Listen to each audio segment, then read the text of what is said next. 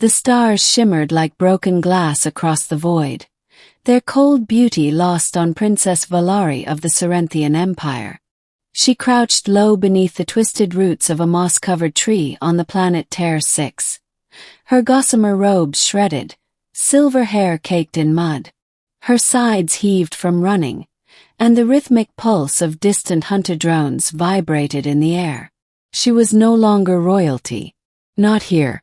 Not after what she had done. The rebellion had started in whispers, among palace workers, low-born soldiers, even among nobles disillusioned with the tyrannical high command. Valari hadn't led it, but she had done worse. She had sympathized. When the High Tribunal discovered her treasonous empathy, they branded her an enemy of the state. Her people had turned on her. Now she was hunted, not by enemies, but by her own kin, armed with genetic keyseekers designed to track her unique royal signature.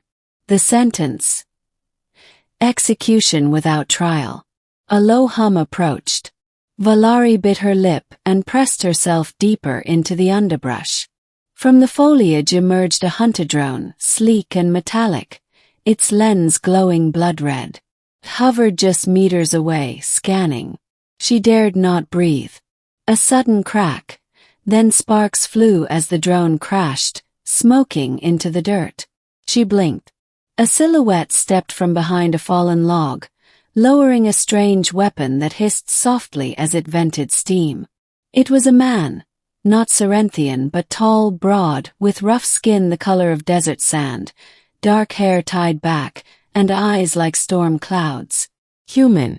Guess I got here just in time, he said, offering a hand.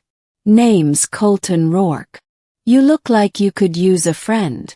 Valari hesitated. Why would a human help me? He smirked. Let's just say I'm not a fan of hunting sentient people like game. You're coming with me. Middle. Colton's camp was hidden deep within the canyons of Terra 6, surrounded by magnetic disruptors that scrambled Cerinthian scanners. His ship, an aging but well-maintained freighter, sat nestled beneath a rock shelf.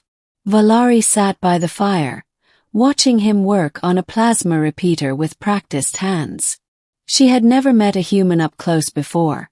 Most of her people viewed them as primitive but unpredictable, a species that had clawed its way to the stars by sheer willpower. Colton, however, was not what she expected. You're ex-military, she observed. He glanced up. Used to be. Earth's colonial rangers. Did a few contracts after the war. Then got tired of taking orders from idiots. She nodded.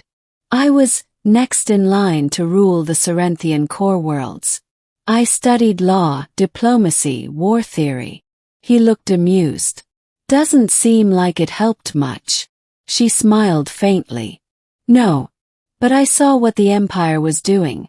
Conquering worlds, suppressing species, exploiting the helpless. I tried to change it from within. I failed. Colton tossed a ration packet her way. You didn't fail. You just found out the hard way that power doesn't like conscience. She stared at him. And what do you get out of helping me? Colton shrugged. Can't stand bullies. That, and I owe a Cerinthian medic my life. Back during the siege of Varga 9. Guess I'm paying it forward. 4 days they remained hidden. Colton taught her how to shoot, how to move without being tracked, how to mask her biosignature. She proved a quick learner, graceful, precise, and determined. At night they spoke of everything, the war, the stars, old regrets. She laughed at his crude jokes. He listened as she sang Cerinthian lullabies. A bond grew between them, not born of politics or necessity, but something warmer, something fragile and rare. But the peace didn't last. A heavy thrum shook the canyon walls one morning. Colton rushed outside and froze. A Cerinthian assault cruiser had entered low orbit. Dropships descended like arrows of fire. They found us, he muttered. I don't know how, but they did. Valari's face paled. They'll kill anyone who helps me. You should leave. I can surrender, buy you time. Colton stepped close, eyes hard. I don't abandon people. Especially not you. He handed her a sidearm. We move at night. There's a resistance cell on this planet. Cerinthian defectors. I've worked with them before. If we reach them, we might have a shot. She nodded, but her stomach turned. Every step she took dragged someone else into danger. Climax. They hiked through a dense mist-covered ravine, flanked by twisted rock spires. Distant explosions echoed. The Empire was purging the region. Suddenly, movement. From the cliffs above, a squad of Cerinthian elites rappelled down in gleaming armor. Energy blasts rained from above. Colton grabbed her and rolled behind a boulder. Go right. I'll cover. No, she yelled, firing at the soldiers. But they were trained killers, and she was barely keeping up. Colton drew their attention with a makeshift grenade. Bought a few seconds. Enough for her to reach him and pull him down a side tunnel.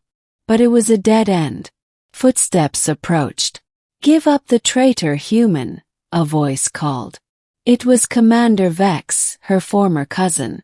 You're protecting a parasite. She would have dismantled everything our empire built. Colton stood in front of Valari, shielding her with his body. Your empire's a disease, he snapped.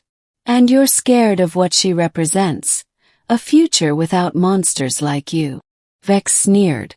Then die with her. He raised his rifle, but Vex was faster. Blast shot forward. Valari screamed and threw herself in front of Colton. The beam struck her in the side. She crumpled. Colton roared, unleashing hell. His shots tore through two soldiers before Vex retreated under cover. Colton dropped beside her, cradling her burned side. Stay with me, damn it. You're not dying.